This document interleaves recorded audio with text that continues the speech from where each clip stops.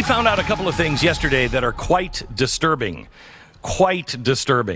Yesterday we found out that in North Carolina they're going to start doing operations against domestic terrorists. These are people that want to overthrow the government, et cetera, et cetera. They're doing all of these exercises. This is the Bubba effect. This is what the special forces told me in the Carolinas back in 2004, I think, that there would come a time. Well, we are at that time, and special forces are going to be doing exercises in the next couple of months in the Carolinas, fighting pretty much guerrilla warfare against domestic terrorists. So now, I don't have a problem with that if you're a domestic terrorist, but how are you defining that? We also found out yesterday that apparently the Education Secretary, Cardona, was the one who asked the National School Board for the letter comparing the protesting parents to domestic terrorists. The Department of Education is denying that. Of course they would, but we don't know for sure. Fox News says they have gone through the memos and they can prove it, but we'd like to see the evidence of that. That is extraordinarily disturbing. That means the guy who is our head of our education for the country, he served originally as Connecticut's education secretary. He is a big fan of teachers becoming much more woke. He promoted resources on microaggressions while he was in Connecticut. He is a lefty, and he's pushing it. Now, the word comes out is that he actually wrote and said, can I get a letter from the school board describing these guys as engaged in domestic terrorism, and we'll follow up on that. If that's true, that means the Biden administration is leading the assault on the American people. That should not come as, honestly, a surprise to anyone. We also found out yesterday that there is a new DOJ domestic terrorism unit. The Justice Department officially announced yesterday a domestic terrorism unit. This was during the opening remarks for testimony about the Capitol riot. This is extraordinarily disturbing because they are looking at you and me as domestic terrorists. Joe Biden was in Georgia, what was it, yesterday or the day before, and he was talking about the filibuster, and he was talking about this quote, new Civil Rights Voting Act. It's not. It's a one-party bill. Don't give it any credibility by calling it a Civil Rights Act. It is a one-party bill. It is a way for one party to take control of absolutely everything at the federal level. It is extraordinarily dangerous and must be stopped. So they are now saying, Joe Biden said that if you're not with him, you are with the Confederacy, that you are actually a follower of Jefferson Davis if you don't follow him on this filibuster and the new one-party bill that they are pushing. So now they're looking at domestic terrorists, and we can't get any real answers on anything. There is no transparency. Let me ask you, does your government work for you or not? Is our government afraid of even our elected leaders?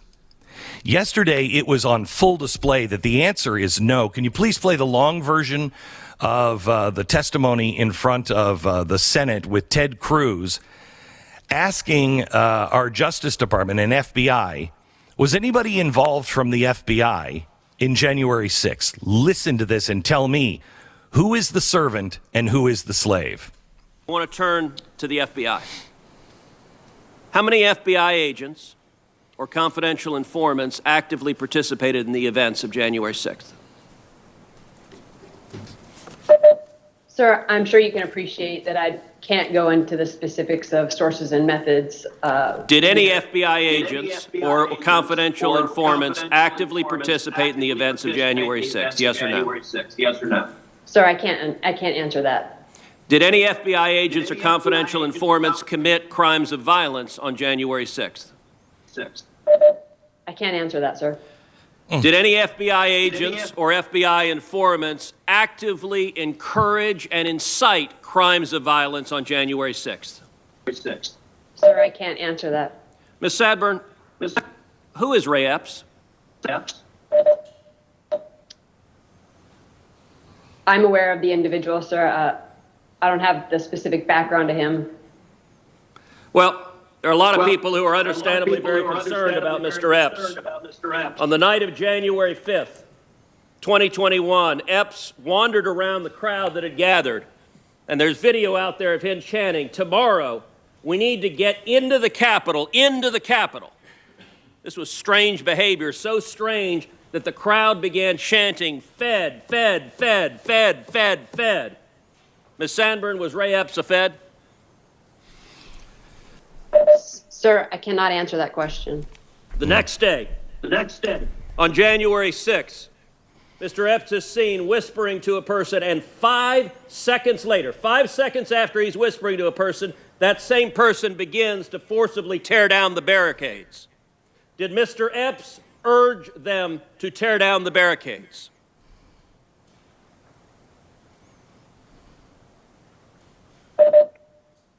Sir, similar to the other answers, I cannot answer that. Shortly thereafter, the FBI put out a public post seeking information on individuals connected with violent crimes on January 6th.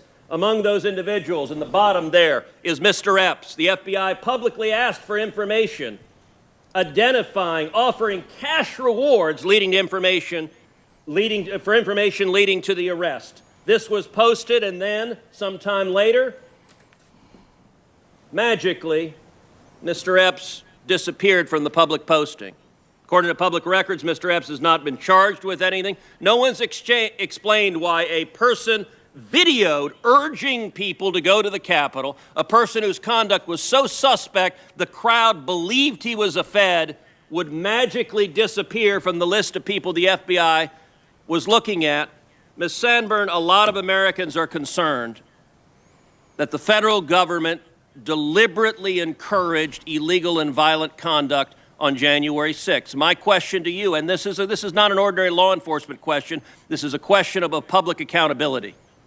Did federal agents or those in service of federal agent actively encourage violent and criminal conduct on January 6th?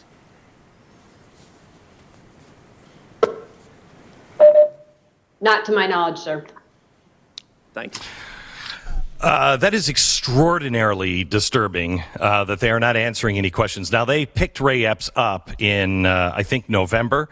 They interviewed him. They will not release any of the transcripts, any of the information. Why is this coming to light right now? He didn't do anything illegal. Saying go into the Capitol is protected free speech.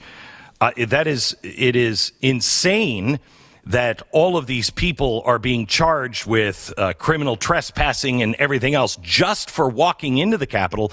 But strangely, Ray Epps, the guy who is telling everyone to walk into the Capitol, never actually walked into the Capitol building himself on that day.